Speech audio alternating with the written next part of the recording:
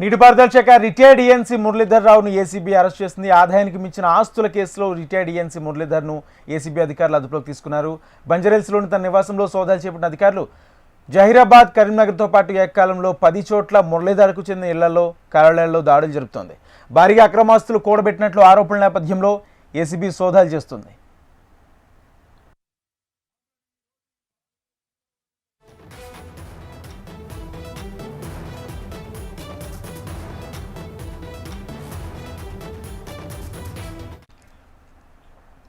నీటిపారుదల శాఖ retired ENC Muralidhar రావును ఏసీబీ అరెస్ట్ చేసింది. ఆదాయానికి మించిన ఆస్తుల కేసులో రిటైర్డ్ ఈఎన్సీ మురళీధర్ను ఏసీబీ అధికారులు అదుపులోకి తీసుకున్నారు.